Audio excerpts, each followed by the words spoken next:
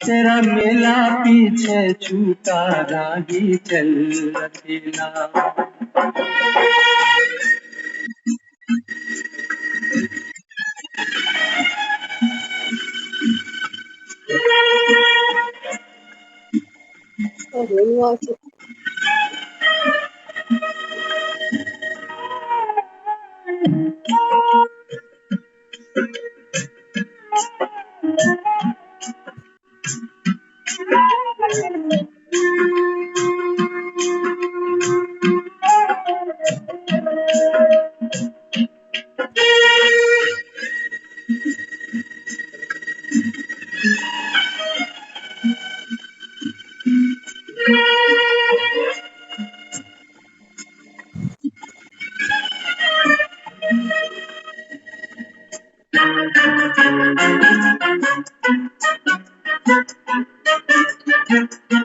हजारों मील लंबे रास्ते तुझको बुलाते,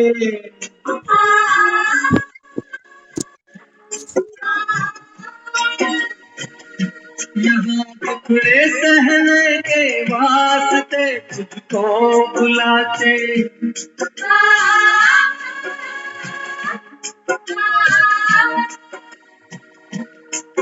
है कौन सा वो इंसान यहाँ पर जिसने दुख ना झेला। चल अकेला, चल अकेला, चल अकेला।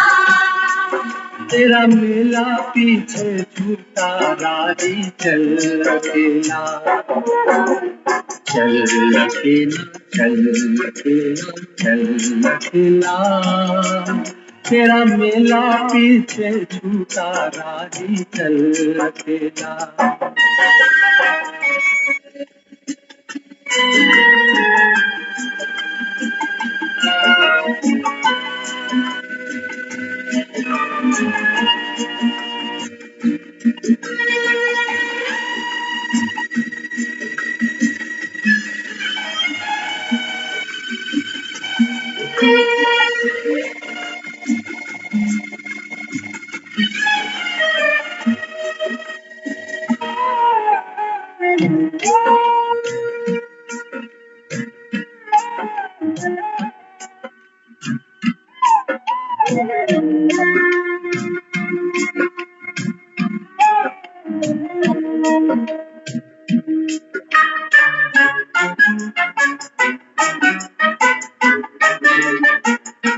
तेरा कोई साथ ना दे तो तू खुद से प्रीत जोड़ ले।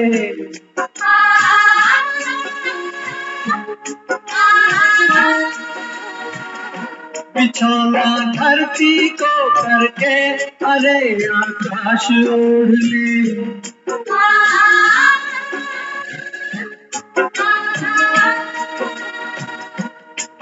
यह पूरा खेल अभी जीवन का तुमने कहाँ है खेला। चल अकेला, चल अकेला, चल अकेला। तेरा मेला पीछे छूटा राही चल अकेला। चल अकेला, चल अकेला, चल अकेला। तेरा मेला पीछे छूटा राही चल अकेला।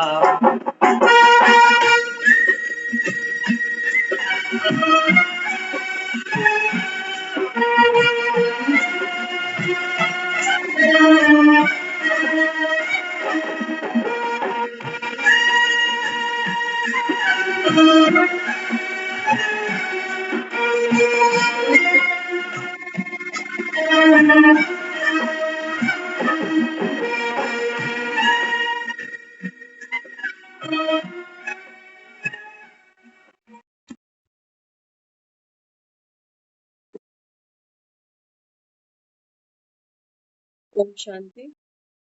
ओम शांति। ओम शांति। तो आज हम सभी ने अपने पितरों को विदाई दी। आज अमावस करी ना सभी ने। यहाँ बाबा हमको क्या समझाता है? बाबा कहता है बच्चे चल अकेला, चल अकेला। सिर्फ जाने वाला अकेला नहीं जाता। बाबा कहता है बच्चे ये प्रैक्टिस तो आपको जीते जी करनी पड़ेगी, क्योंकि दुख इंसान अकेले ही भोगता, भोगना अकेले की ही भोगी जाती है। हाँ? तो देखो आज सबने अमावस की ना, तो अमावस के दिन हम क्या करते हैं, एक थाली बनाते हैं, ब्राह्मण को खिलाते हैं। हाँ, थोड़ा सा अंश गाय के लिए, कुत्ते के लिए, कौवे के लिए, चिड़िया के लिए। क्यों? कभी सोचा आपने? हम्म? कहते हैं जो पितर है उनको खुश करने के लिए, राजी करने के लिए, उनका आशीर्वाद प्राप्त करने के लिए हम ब्राह्मणों को भोजन खिलाते हैं। तो जाने वाली आत्मा ने कहाँ जन्म लिया हमको भी नहीं पता। शास्त्रों में तो लिखा है ना कि पता नहीं कीट बना, पतंगा बना, क्या बना। तो ब्राह्मण को भी भोजन खिला दिया, कौवे को भी खिला दिया, कि क्या पता कौवे का जन्म ना लिया हो, क्या पता चिड़िया का ना लिया हो, क्या पता गाय का ना लिया हो, क्या पता कुत्ते का ना लिया हो। बाबा कहता है फिर क्या करते हो, तुम भी श्योर नहीं हो कि जाने वाला कौन सी योनि में चला गया, तो सबको थोड़ा थोड़ा खिला देते हो कि राजी रहना, कहीं पर भी हो, किसी भी शरीर में हो, तो ये खा लेना और हमको आशीर्वाद देना। बाबा कहता है कि बच्चे योनियां तो 84 लाख है। आज के दिन क्या करते हैं, 16 श्राद्ध होते हैं ना, तो अंतिम श्राद्ध वाले दिन कई लोग 16 रोटी निकालते हैं घर से। बाबा कहता है बात क्या थी, बात थी 16 कला संपूर्ण बनने की। लेकिन बाबा कहता है फिर क्या करते हैं, कर्म कांड करते हैं, 16 रोटियां बनाते हैं, और दान पुण्य कमाते हैं। देखो बाबा आज अमावस मना रहे हैं, कल नवरात्रि करें, खेतरी बीजे। बाबा हमसे यही पुरुषार्थ अभी करा रहा है। बाबा कहते हैं बच्चे पुरानी सब बातों से मर्जीवा हो जाओ। जब तक मरोगे नहीं तब तक श्रेष्ठ कर्मों की खेती कर नहीं सकते, क्योंकि मन पर पुराना बहुत बोझ है ना। तो बाबा सबसे पहले हमको क्या कहता है, हाउ टू डाई इजिली, सहज मरो, मरो है जोगी मरो, मरण है मीठा। बाबा कहता है ये मरण मीठा है। दुनिया में तो कोई मरता है, बाबा कहता है खुद ही मौत मांगते हैं, और जब जाता है दुनिया से तो फिर रोते भी है। बाबा कहता है ये दुनिया है ही दुखधाम। अब बाबा हमको ये तैयारी कराता है, रोज मुरली सुनाता है, किस लिए? बाबा कहता है ये ऑर्डिनरी सत्संग नहीं है कि तालियां बजा ली और उठ गए, कि कहीं ऊपर कोई चित्रगुप्त बैठा है, लिख रहा है रजिस्टर हमारा कि 2 घंटे आज फिर ताली बजाई है। बाबा कहता है बच्चे ये पुरुषार्थ किस लिए करते हो, मरजीवा बनने के लिए। तो बाबा कहता है जो पुरानी सब स्मृतियां हैं, सुखद है चाहे दुखद है, बाबा कहता है सब पोंछ दो, ये शीशा बिल्कुल साफ चाहिए। तो बाबा कहता है जब पुरानी बातों को विदाई दोगे, जब तक कोई मरेगा नहीं तब तक बाबा कहता है वो श्रेष्ठ कर्म की खेतरी बीजेगा नहीं। तो कल से लोग क्या करेंगे, आज पितरों को विदाई दी है, अब नए श्रेष्ठ कर्म करेंगे। बाबा कहता है ये सारी बात तो तुम्हारी ही है। अभी बाबा कहता है संगम पर ये है तुम्हारा द्विज जन्म। हम सब जो ज्ञान में आते हैं ना, आप किसी के साथ भी बात करेंगे तो वो आपको क्या कहते हैं, कहते हैं ज्ञान में आने से पहले और ज्ञान में आने के बाद, ये 2 लाइफ होती है सभी की। जैसे हम कहते हैं ना वॉल्यूम 1, वॉल्यूम 2, हम सबका ये सेकंड वॉल्यूम शुरू हो चुका है अभी। सेकंड वॉल्यूम में क्या है, हाँ, बाबा यहाँ हमको समझाता है बच्चे सेकंड वॉल्यूम में नवरात्रि की तैयारी। ये नवरात्रि सिर्फ 9 दिन के नहीं होते। बाबा कहता है यहाँ तो तुम क्या करते हो, 8 दिन व्रत करोगे, अन्न छोड़ोगे, फिर बाबा कहता है कुछ तो खाओगे, कुछ तो खाएंगे, कुट्टू का आटा खाएंगे, आलू खाएंगे, दूध पिएंगे, फ्रूट खाएंगे, ड्राई फ्रूट खाएंगे, बर्फी खाएंगे, ऑर्डिनरी डेज से ज्यादा ही खाएंगे। बाबा कहते हैं व्रत क्या करना था, व्रत आपको ये करना था कि ये सिर्फ 9 दिन नहीं, आज से मेरा ये सारा जीवन उत्सव बनेगा।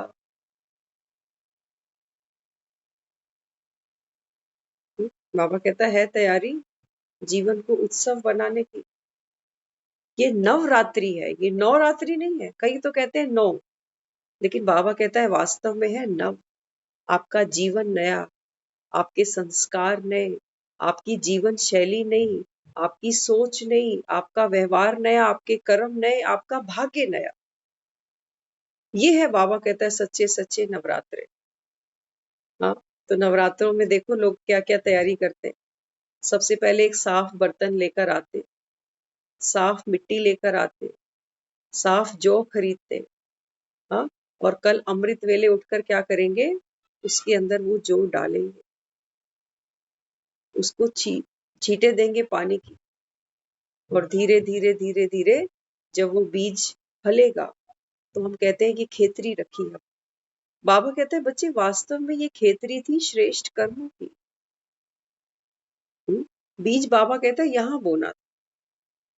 माता की जोत कहाँ जग रही?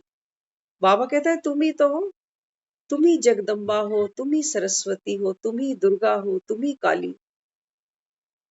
तो बाबा कहता है जोत कौन सी जगानी थी? ये अखंड जोत जगानी थी कि मैं शक्ति स्वरूप आत्मा हूं। अष्टभुजाएं बाबा कहता है मैं तुमको देता हूं। बाबा कहता है शेर की सवारी मैं तुमको कराता हूं। कोई भी परिस्थिति आए, बाबा कहता है शेर बनकर, शेर बाबा कहता है उस परिस्थिति को ऐसा बना दो जैसे चूहा। देखा है ना, माँ का शेर कितना शीतल है, ठंडा है एकदम, दहाड़ नहीं रहा वो। क्योंकि क्या किया? परिस्थिति के ऊपर विजय प्राप्त कर दी, विकारों के ऊपर, अपने अहंकार के ऊपर जीत प्राप्त कर। बाबा कहता है तुम ही हो। लेकिन जब तक बाबा कहता है ये पुराना छोड़ोगे नहीं चोला, पुराना चोला माना पुराना अहंकार, पुराना देहिक आकर्षण, बाबा कहता है दुनिया के साथ जो आपका ममत्व है, जब तक ये छोड़ोगे नहीं, जब तक अमावस मनाओगे नहीं, तब तक बाबा कहता है ये नवरात्रे कर नहीं सकते। तो हम क्या करेंगे? दुनिया तो 9 दिन का व्रत करेगी, शायद 7 ही दिन का करेंगे, अष्टमी पे कंजके बिठा देंगे। तो यहाँ बाबा हमें क्या कहता है? बाबा कहता है तुमको अष्टभुजी बनना है, पूजा बहुत कर ली, अब बाबा कहता है तुमको पूजनीय बनना है।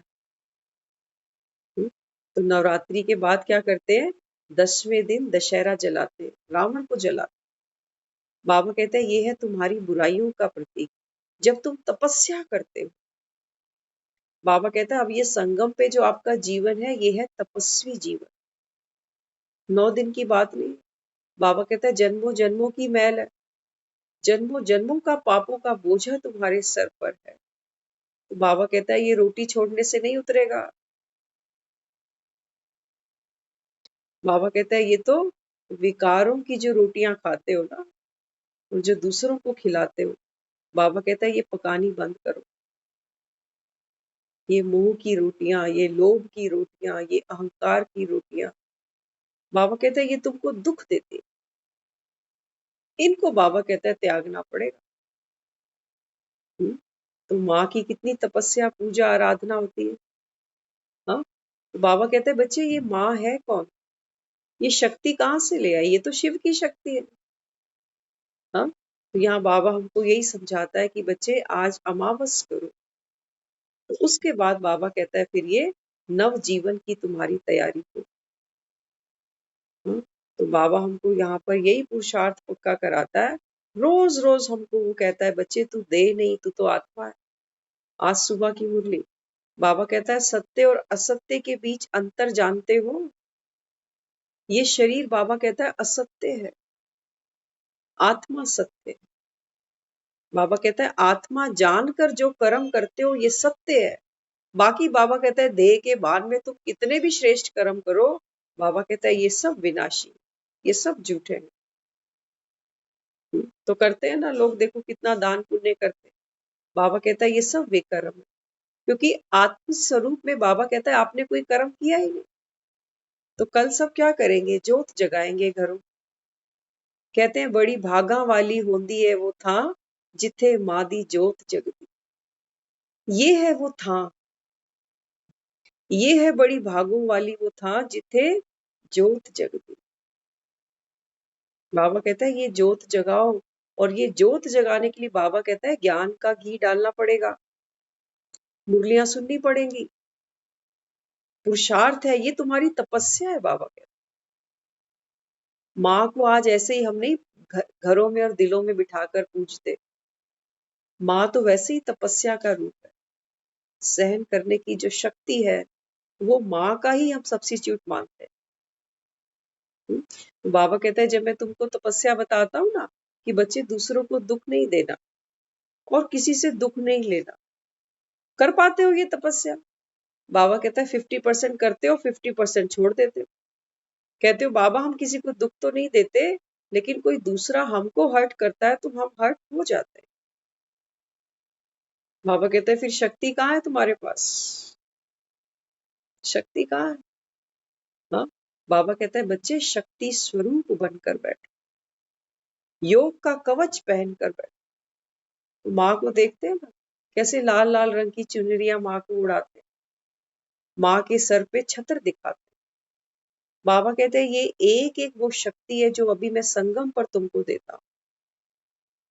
बाबा कहता है दुनिया कैसी भी हो, कैसा भी बाबा कहता है ये तुमको अपना रंग रूप दिखाए, लेकिन बाबा कहता है तुम मेरे नाम की चुनरिया पहन के बैठना। बाबा की याद में हर कर्म उसकी याद। तो बाबा कहता है ये छत्र छाया क्या है? बाबा कहता है ये है बाप की याद। हर कर्म करते अपने को देखूं मैं केवल निमित्त आत्मा हूँ। तो बाबा कहता है फिर क्या होगा? जिसके सर पे बाप की छत्र छाया है, बाबा कहता है माया तुमको रुला नहीं सकती, माया तुमको नहीं रुला सकती।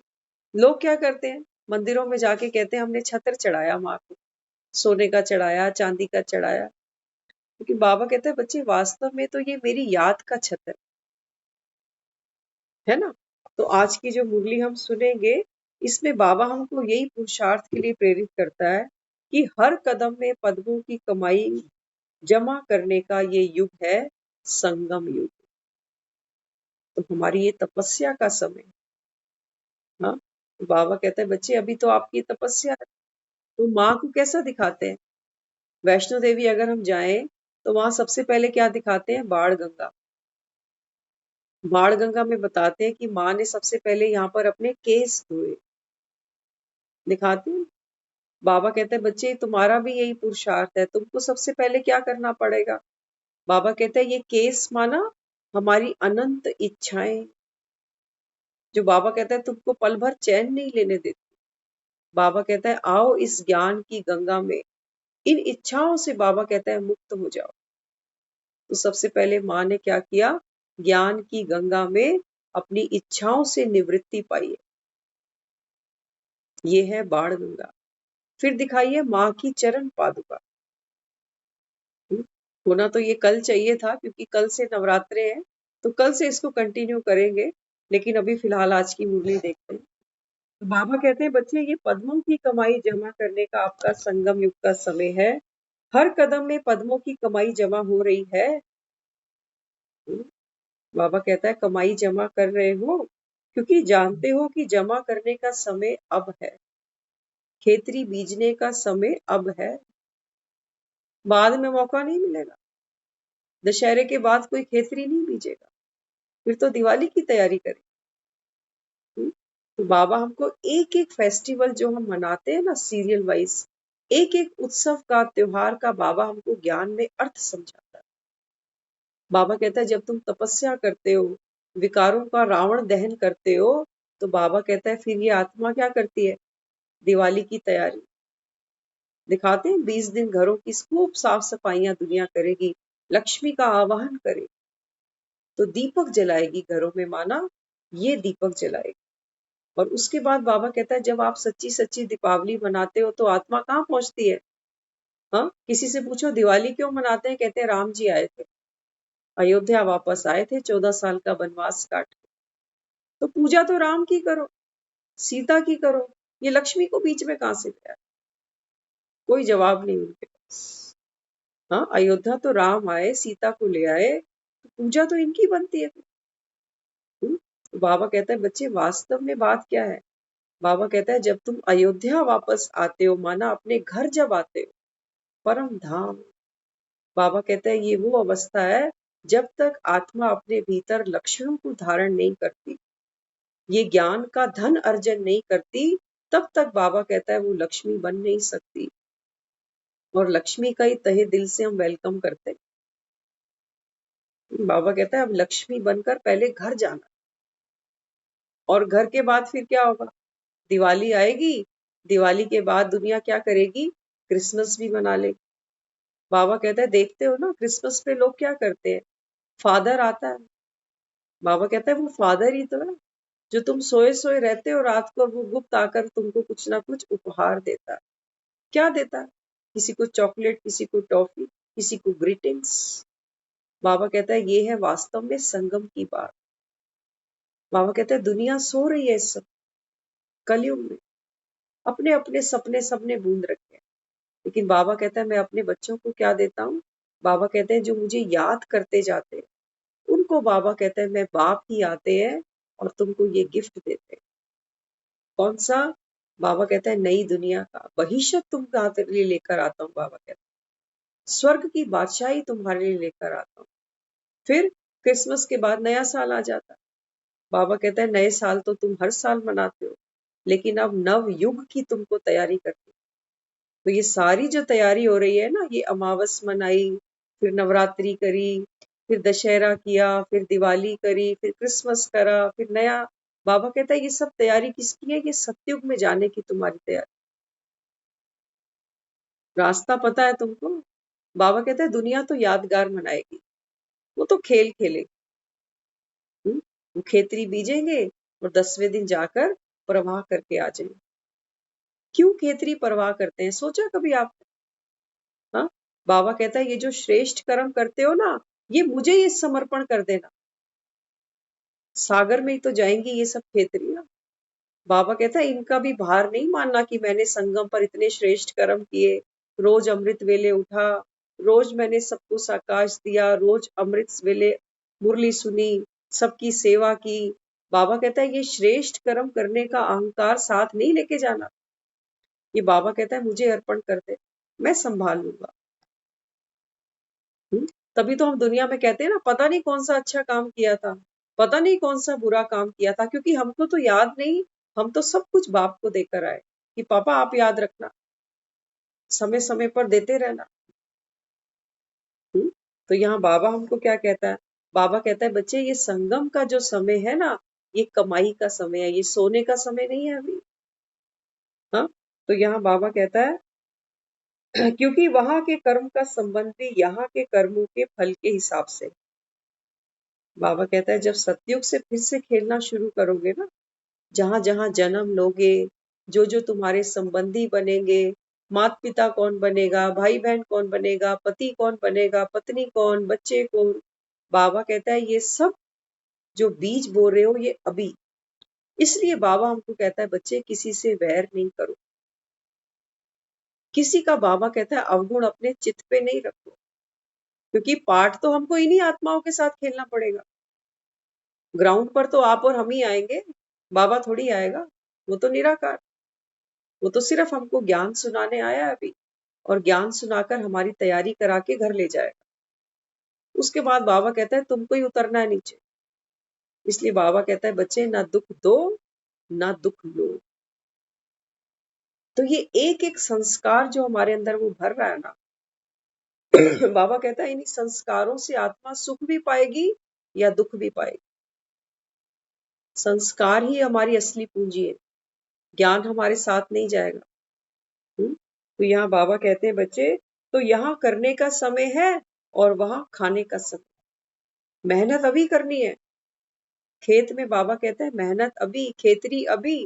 बाबा कहता है कटाई बाद, फसल बाद में काटना। अभी तो बाबा कहता है ये बीज बोने की ऋतु आई है।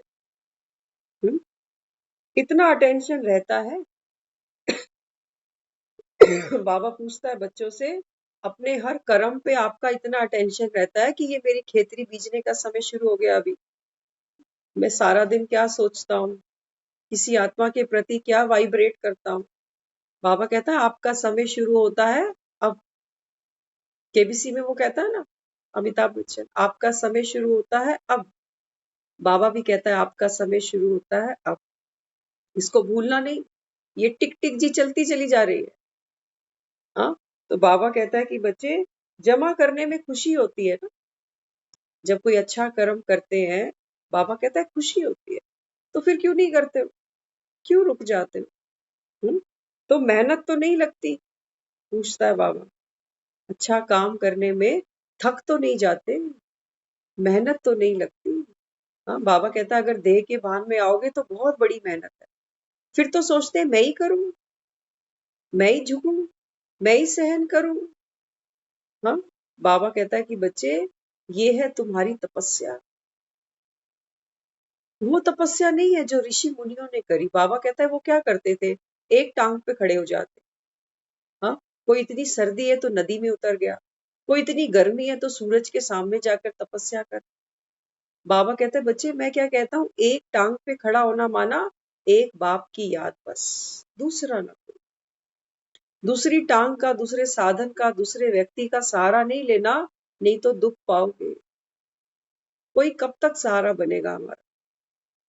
सुना भी तो देते हैं लोग, कभी आप भी हमारे कोई काम आओगे या हम ही करते रहे? हम अपने बच्चे भी तो इसीलिए बड़े करते हैं कि बुढ़ापे में हमारा सहारा बने। बाबा कहता है सबकी एक रेंज है, उस रेंज के बाहर बाबा कहता है कोई आत्मा आपको सहयोग कर नहीं सकता। हाँ, तो यहाँ बाबा हमको कहता है क्योंकि प्रत्यक्ष फल भी मिलता है, सदा ही श्रेष्ठ कर्म और श्रेष्ठ प्रत्यक्ष फल मिलने का साधन है, सदा याद में रहो। बाबा कहता है दुनिया में भी जो लोग ज्ञान नहीं सुनते, जो लोग बाबा को नहीं जानते, वो भी श्रेष्ठ कर्म करते हैं। आज किए ना सबने, पितरों को याद किया, तो जाके ब्राह्मणों को खिलाया, दान पुण्य किया, मंदिरों में दान किया। तो बाबा कहते हैं फिर क्या करते हैं, दान करते हैं तो सोचते हैं कि अगले जन्म हमको कोई ना कोई प्राप्ति जरूर हो जाए, यही सोचते हैं, कहीं तो इंश्योर करते हैं ना।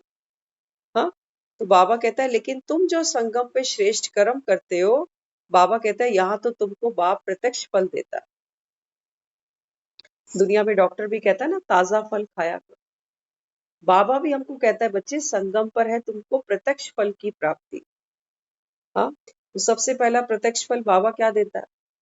बाबा कहता है दुनिया तो करते करते थक जाती है, थक जाते हैं, किसी की सेवा करते हैं तो दुखी हो जाते हैं। हाँ, लेकिन बाबा कहता है यहाँ जब तुम श्रेष्ठ कर्म करते हो, बाबा कहता है कोई भी पुरुषार्थ करते हो, तो आत्मा की जो स्थिति है वो और पावरफुल होती चली जाती है। सेवा करते, बाबा कहता है दुनिया कहती है कर सेवा ते खा मेवा, सेवा करने के बाद मेवा मिलेगा, पता नहीं इस जन्म में या अगले जन्म में, वो पता नहीं, लेकिन सेवा करते हैं। लेकिन बाबा कहता है जब तुम संगम पर सेवा करते हो, तो सेवा करना, बाबा कहता है ये है मेवा खाना। क्योंकि बाबा कहता है हर सेवा कैसे की, निमित्त मानकर की, बाप की याद में की, राम का कारज समझ के की। तो बाबा कहता है फिर महावीर तो बनते जा रहे हो ना। सेवा किसकी करी? राम की। बाबा कहता है राम की सेवा करी, कितने भाग्यशाली बन गए। दुनिया में बाबा कहता है मनुष्य मनुष्य की सेवा कर रहा है, एक दूसरे पे भार चढ़ा रहे हैं, करते हैं नहीं करते? एक दूसरे पे भार चढ़ाते हैं, फिर कहते हैं कि माँ बाप का कर्जा उतारो, गुरु का कर्जा उतारो, और कर्जा उतारने के बाद फिर मुक्ति पाओ। बाबा कहता है कि बच्चे जब मेरी सेवा करते हो ना, बाबा कहता है मैं तुम पे कोई कर्जा नहीं चढ़ा रहा। बाबा कहता है मेरी सेवा करके तुम भाग्यवान बन जाते हो। बाबा कहता है मैं बदले में तुमसे कुछ चाहता थोड़ी। एक पिता क्या करता है, एक नया मकान बनाता है, खुद भी रहता है बच्चों के साथ। बुढ़ापे में बच्चे सेवा नहीं करते तो बाप नाराज भी हो जाते हैं, प्रॉपर्टी से बेदखल भी कर देते हैं। बाबा क्या कहता है? बाबा कहता है मैं नया मकान बना रहा हूँ, सत्युग की दुनिया बना रहा हूँ, सिर्फ तुम्हारे लिए, मैं नहीं बैठूंगा।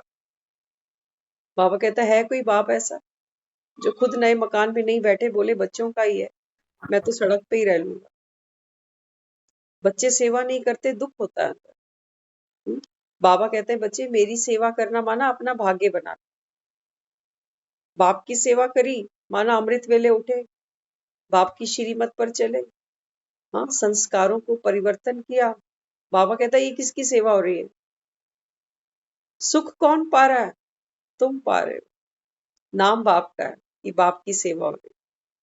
हाँ, बाबा कहता है ये है तुम्हारा प्रत्यक्ष फल। इसलिए डॉक्टर कहता है कि ताजा फल खाओ। बाबा कहता है सेवा करते ये फल की अनुभूति करते हो कि वाह मेरा भाग्य कि भगवान ने मुझको निमित्त बनाया। सोचो, क्या भगवान को कमी है दुनिया में? लेकिन निमित्त मुझको बनाया, मुझको सिलेक्ट किया।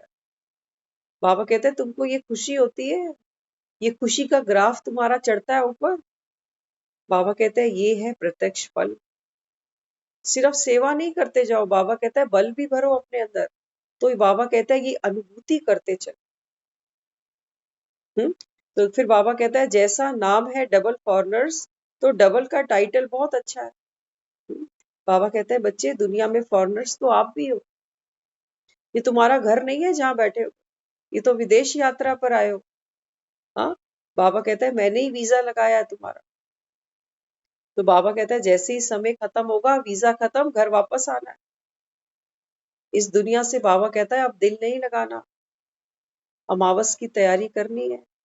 अमावस होगा, बाबा कहता है तभी ये ज्योत जगेगी। दिवाली भी हम अमावस की रात को ही मनाते, कोई कारण होगा ना। बाबा कहता है कलयुग, कलयुग कारण है इसका। हर घर में कला कलेश है, हर मन दुखी है। बाबा कहता है तभी ये ज्ञान का दीपक जलाना है। ये है ज्ञान का दीपक। तो बाबा रोज क्या करता है? हर 24 घंटे में आता है और इस ज्योत के अंदर ये ज्ञान का घी फुल कर देता है। तो बाबा यहाँ हमको समझाता है, तो सबसे डबल खुशी में, नशे में, पुरुषार्थ में आप बच्चे हो। बाबा कहता है ये नशा तुमको रहता है, हाँ, कि हम किसके बच्चे बने।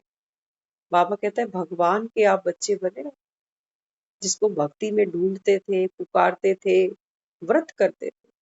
सोचो, कल नवरात्रे है ना, दुनिया मंदिरों में जाएगी और माँ कहकर उसको पुकारेगी।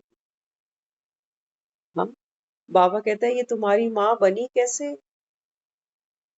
कितनों को जन्म दिया इसने। हाँ, बाबा कहता है ये तो पवित्र कन्या है, फिर ये जगदम्बा कैसे बनी? बाबा कहता है भक्त तो कुछ जानते नहीं है, लेकिन हाँ, बड़ी भावना से माँ कहकर पुकार। बाबा कहते हैं बच्चे ये है शिव की शक्ति। अभी बाबा कहता है संगम पर शिव की शक्तियां आ गई धरती पर। बाबा कहता है इन्होंने कुछ श्रेष्ठ कर्म किए हैं। इन्होंने, बाबा कहता है, अनेक आत्माओं को जन्म देने की ये निमित्त बनी है। अनेक आत्माओं को ज्ञान का अमृत इन्होंने पिलाया है। तब बाबा कहता है ये जगदम्बा बनी है। माँ बनकर पालना की है इन्होंने बच्चों। एक माँ क्या करती है? जन्म देती है, बच्चे की पालना करती है, समझ देती है उसको जीवन में कि क्या अच्छा है और क्या बुरा है। हाँ, बाबा कहता है अब शिव की शक्तियां क्या कर रही है? यही तो कर रही है, लेकिन एक के साथ थोड़ी कर रही है। हम तो अपने 2-2, 3-3 बच्चों को लेकर बैठते हैं, लेकिन ये जगदम्बा, बाबा कहता है ये तो सारे विश्व की रचना कर रही, नए विश्व की रचना रच रही। हाँ, तो यहाँ बाबा कहता है आप में ये खुशी रहती है कि मैं ही हूँ, मैं ही शिव की शक्ति हूँ। तो बाबा कहता है कितने भी कंपेनियन करो। आज की मुरली में बाबा हमको हमारे दैहिक संबंधों का एक और स्वरूप दिखा रहा है। बाबा कहता है बच्चे दुनिया में कितने भी कंपेनियन करो, लेकिन ऐसा तुमको मिल नहीं सकता। कंपेनियन माना साथी। बाबा एक मुरली में कहता है कि विलायत में एक नियम है, जैसे किसी का स्पाउस अगर चला जाए, किसी ने शरीर छोड़ दिया, तो बाबा कहता है विलायत में लोग क्या करते हैं? ओल्ड एज लेडी या ओल्ड एज मैन के साथ फिर से शादी करते हैं। किस लिए? जस्ट एक कंपेनियन के रूप में। तो बाबा वहां हमको समझाता है, तो बाबा हमको समझाता है कि बच्चे बाप जैसा कंपेनियन तुमको नहीं मिलेगा। बाबा कहते हैं मैं तुम्हारे हर सुख में, हर दुख में तुम्हारे साथ खड़ा हूं। न सिर्फ इतना, बाबा कहता है तुम्हारी मुक्ति भी कराऊंगा और तुमको जीवन मुक्ति में भी लेकर जाऊंगा। दुनिया के कंपेनियन कैसे? हम सब ने दुनिया देखी है ना, हम सब जानते हैं रिश्तों की एक मर्यादा है, एक लिमिटेशन है हर एक आत्मा की, है कि नहीं? हाँ, कहते हैं ना दुनिया में बच्चों का हम जब कुछ करते हैं कहते हैं देख हमने तो अपनी तरफ से बेस्ट किया, बाकी आगे तेरे कर्म। कहते हैं ऐसा, क्योंकि किसी का भाग्य और कर्म हम चेंज नहीं कर सकते। हाँ, तो हम कहते हैं जो तेरे भाग्य में था वो सामने तो आएगा ही ना, मैं क्या करूं। पेरेंट्स भी सरेंडर कर देते हैं, कोई बीमारी आती है कहते हैं क्या करें, भाग्य से कैसे लड़े। लेकिन बाबा हमको यहाँ क्या तैयारी कराता है? बाबा कहता है कि बच्चे दुनिया में कोई किसी के कर्म नहीं बदल सकता, कोई किसी का भाग्य नहीं बदल सकता, लेकिन बाप आकर हमको क्या करा रहा है? यहाँ खेतरी भिजवा रहा है ना यहाँ पर। बाबा कहता है यही समय है। दुनिया तो बाबा कहता है आर्टिफिशियल खेतरी बीजेगी और खुद ही कहेंगे खेतरी देख कर कि देखो कितने खूब बढ़िया दर्शन हुए, हरी भरी फसल देखेंगे और खुद प्रवाह करके आ जाए। लेकिन बाबा कहता है संगम पर जो एक एक बीज आप बाप की श्रीमत से बाबा कहता है बोते हो। हाँ, आत्मा बाबा कहता है जब एक एक संस्कार का बीज अपने भीतर बोती है तो बाबा कहता है इसकी फसल तुमको 84 जन्मों में काटने को मिलेगी और सुख पाओगे। है ऐसा कंपेनियन दुनिया में? तो बड़े बड़े पंडित हैं, हाथ देखते हैं, जन्म पत्री बनाते हैं, लेकिन वो कभी भी ये नहीं कहते कि आजा मैं तेरा भाग्य बदल दूं। बाबा कहता है नहीं, ये कलम सिर्फ एक मेरे ही पास। तो बाबा कहता है अब रियलाइज करते हो। बाबा कहता है अगर तुम्हारी स्मृति बदलेगी तुम्हारी स्थिति बदल जाएगी, तुम्हारी स्थिति बदलेगी तुम्हारा कर्म बदल जाएगा। दुनिया हमको क्या सिखाती है?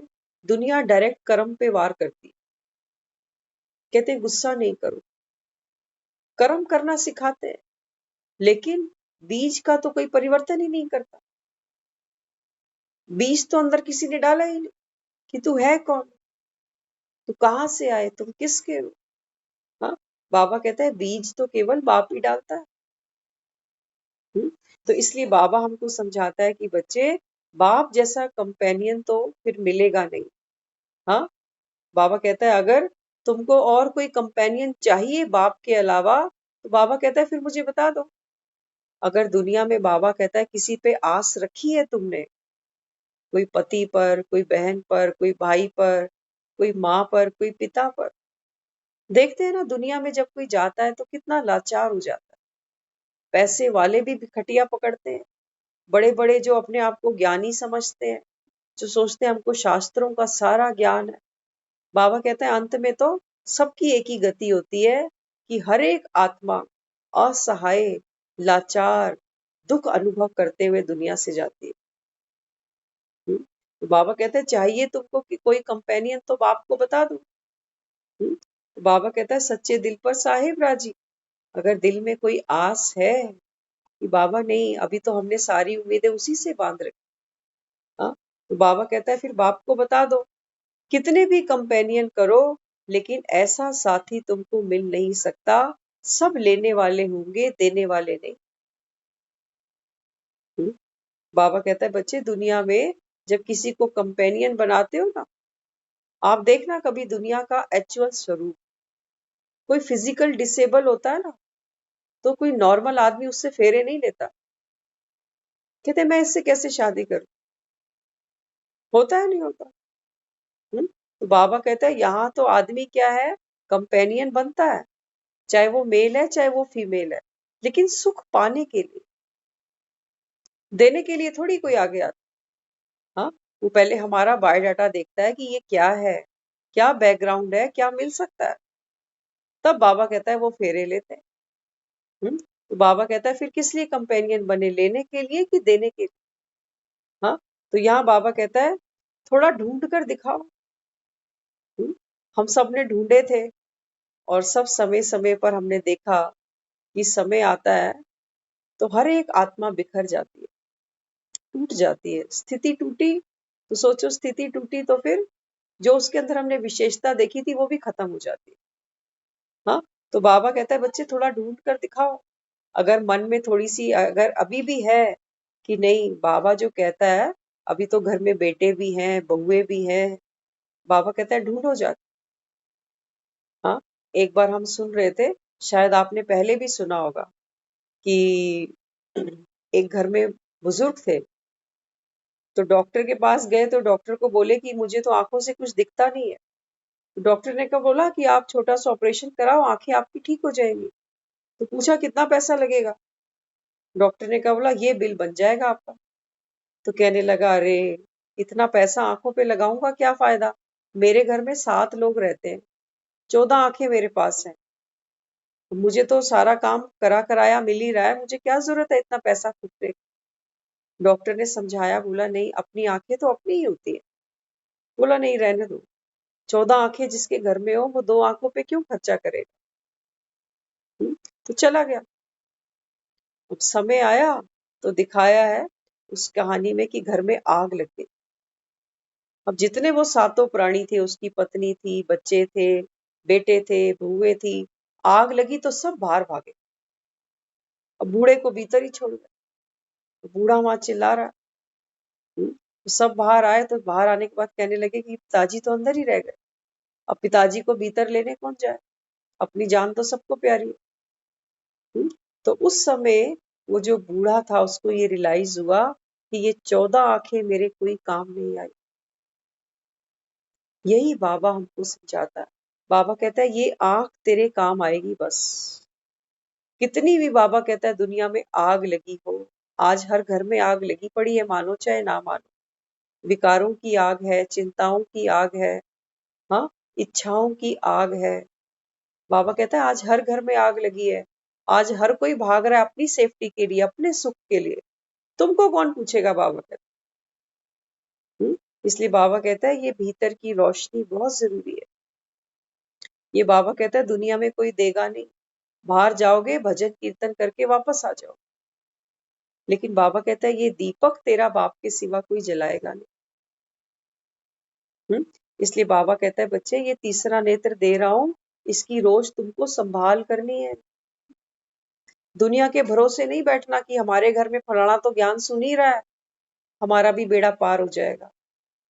बाबा कहता है नहीं, तुम्हारे पेट की रोटी तुमको सुख देगी, दूसरे को सुख नहीं दे सकती। ज्ञान सुनकर जो स्थिति हमारी बनती है वो दूसरे की कैसे बन जाएगी।